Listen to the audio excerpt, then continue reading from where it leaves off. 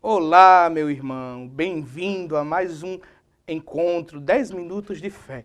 Vamos agora pedir ao Senhor que manda o seu Santo Espírito para nos guiar, para trazer todo discernimento, para que nós possamos ser fecundo e profícuo no que queremos tratar hoje. Em nome do Pai, do Filho e do Espírito Santo. Vinde, Espírito Santo, e enchei os corações dos vossos fiéis, e acendei neles o fogo do vosso amor. Enviai, Senhor, o vosso Espírito, e tudo será criado, e renovareis a face da terra. Oremos. Ó Deus, que instruísse os corações dos vossos fiéis, com a luz do Espírito Santo, fazei que apreciemos retamente todas as coisas segundo o mesmo Espírito, e gozemos sempre de suas consolações por Cristo nosso Senhor. Que Nossa Senhora Imaculada Conceição interceda por nós, venha nos tutelar, para que tudo que venhamos fazer comece e termine no Cristo. Em nome do Pai, do Filho e do Espírito Santo. Amém. Nos encontros passados, a gente trabalhava um pouco da nossa fé católica, né? Nessa linha apologética, em defesa da nossa fé. E no encontro passado, anterior, eu trabalhava um pouquinho sobre o culto de latria e o culto de idolia. E eu explicava que nós temos na nossa Santa Liturgia o culto de latria, essa palavra que vem do grego que quer dizer adoração, e o culto de idolia, que quer dizer veneração, honra. E o culto de latria é o culto que nós damos a Deus. Eu dizia que na nossa liturgia, por Cristo, com Cristo e em Cristo. Cristo é o centro. Eis o mistério da fé. A nossa fé está no Cristo, né? Nós professamos a nossa fé dizendo, creio em Deus. Uno, não é? Trino, né? Um só Deus em pessoas três. Então nós cremos em Deus, um só Deus. Nós somos monoteístas, não é? No que se refere à crença no único Deus. E eu partilhava que muitas vezes as pessoas chegam nos indagando, porque nos condenam de idólatra por nosso culto de veneração aos santos. E dizia que um dos textos muito usados, além do Salmo 115, outros textos do Novo Testamento, mas de maneira específica, é o texto de Êxodo, capítulo 20, é onde fala dos 10 mandamentos e de onde se subtrai, né, de onde se faz uma exegese e chegamos ao decálogo, né, os 10 mandamentos, não é, que é uma síntese das 603 leis que os judeus tinham. Mas esse texto é muito usado para essa crítica que fazem a nós, não é, de idólatras. E eu escolhi um versículo do texto, versículo 3 diz assim, não adore outros deuses, adore somente a mim. E esse texto é usado para dizer que nós católicos, repito, temos adoração a outros deuses, que nós, é como se nós enxergássemos nos santos, na Virgem Maria, o que enxergamos em Deus. E eu digo, isso é um erro brutal. Primeiro, repito, é preciso um pouquinho de conhecimento histórico, linguístico, para se interpretar as Sagradas Escrituras. Quando aqui o texto fala não adore outros deuses, a própria expressão já traz essa concepção, que o povo de Deus, o povo de Israel, o que eles tinham naquela época realmente era uma idolatria. Olha, irmão, se a gente pensar, Êxodo quer dizer saída. Aqui está, se você vai ler o livro do Êxodo, vai narrar todo o percurso do povo de Deus que passou. E aqui é interessante a gente entender o contexto. 400 anos no Egito. Ou seja, gerações nasceram no Egito. Esse povo que sai do Egito, né, o Êxodo, esse povo que sai do Egito em busca da terra prometida, muitos deles nasceram no Egito. O que é que eu quero dizer com isso?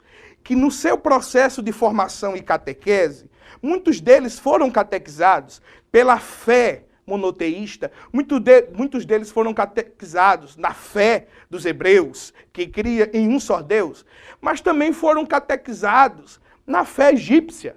E os egípcios, naquela época, eram um povo pagão. Os egípcios tinham inúmeros deuses. E os deuses, naquela época, era representado, e não só representado, os deuses, muitas vezes, eles eram a própria imagem. Eles tinham imagens que era o próprio Deus, era a presença de Deus na terra. O faraó era uma presença de Deus na terra. Então o povo judeu daquela época, os hebreus daquela época, foram também catequizados e acabaram absorvendo um pouco dessa fé egípcia. E quando ele sai do Egito, ele sai como o que nós poderíamos dizer hoje, meio sincréticos. Eles adoravam a Deus, mas eles também traziam nessa sua fé hebraica, monoteísta, a fé do Deus de Abraão, eles também traziam um pouco da fé egípcia. E o que era que acontecia naquela época? E nós vamos ver que Flávio José e outros historiadores vão falar um pouco sobre isso, que não está escrito, é preciso um pouco de história. O que era que acontecia? E aí você vai ver até o bezerro de ouro. Veja que essa mentalidade de construir uma imagem, e a imagem se tornar o próprio Deus, é próprio da cultura egípcia. Eles, quando vão fazer o bezerro de ouro, eles dizem assim, olha, faremos para nós um que será como Deus. Por isso que Deus condena a imagem do bezerro de ouro. Porque não era somente uma imagem como nós católicos temos, como sinal de fé, como catequese. Não, na verdade, a imagem, quando construída por eles, representava a própria presença de Deus na terra. Por isso a ideia de ídolo, ídolon, que do grego, se a gente vai trazer para o português, é simplesmente isso, aquilo que ocupa o lugar de Deus.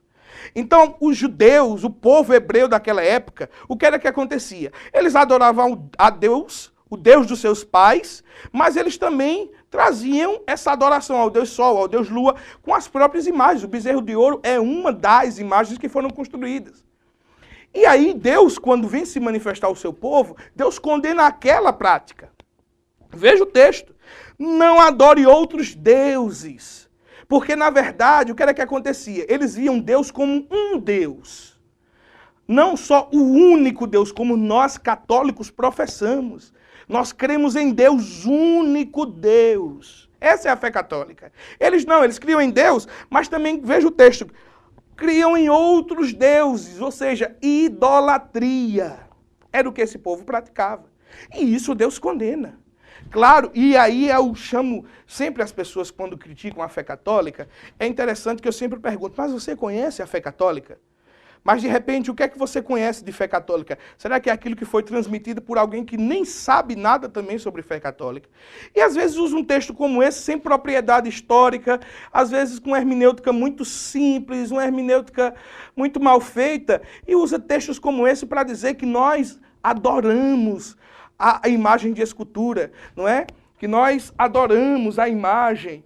E aí eu dizia no programa anterior que o que nós temos é simplesmente idolia, veneração. Eu usava até o exemplo da bandeira, quando é hasteada e a gente faz uma posição de honra, de reverência. Quando a gente está diante de alguém ou de algo que pede reverência, a gente faz reverência. Quando muitas vezes chegamos diante das imagens e temos uma atitude de reverência, não é adoração. Porque nenhum católico que tem um pouquinho de sanidade teológica, ele vai considerar que a imagem é para ele aquilo que é a Eucaristia. Nenhum católico considera que a imagem é para ele aquilo que Deus é. Se você um dia chegar, deparar diante de um católico e dizer, não, essa imagem é Deus. Essa imagem aqui é a presença de Deus no meu lar. Essa imagem aqui é a presença de Deus na minha casa. Bom, isso realmente é idolatria, mas nós não fazemos isso. Eu te convido a você ir na Santa Missa e vá lá. Entenda, ouça a nossa liturgia, veja quem é adorado. Glória ao Pai, ao Filho e ao Espírito Santo.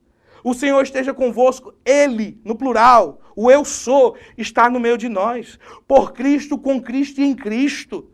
Quer dizer, nós só adoramos a Deus. Nós não temos esse problema que os judeus, aqueles que saíram do Egito têm. Possa ser que você encontre algum católico que de repente traga na sua devoção um certo exagero. Isso acontece. Também acontece em qualquer outra vertente de fé. Tem muitos irmãos que adoram a Bíblia. E nós vamos trabalhar um pouquinho isso em outro encontro. Para muitos irmãos, a Bíblia é o próprio Deus. Quer dizer, é um tipo de idolatria. Nós não. O que nós temos, repito, é um culto de idolia, um culto de veneração aos santos. Então esse texto de Êxodo 20, muito usado, ele precisa ser interpretado de uma maneira teológica. Aqui eu só dei um pouquinho do contexto histórico que já é suficiente para você entender que sem um pouquinho dessa base histórica a gente vai fazendo uma misturada. Nos outros encontros nós vamos trabalhar um pouquinho mais, aprofundar um pouquinho mais esse aspecto da idolatria, mas paz e bem para você, que Deus te abençoe e que esses 10 minutos de fé possam te dar a graça de fazer o que São Tomás de Aquino disse.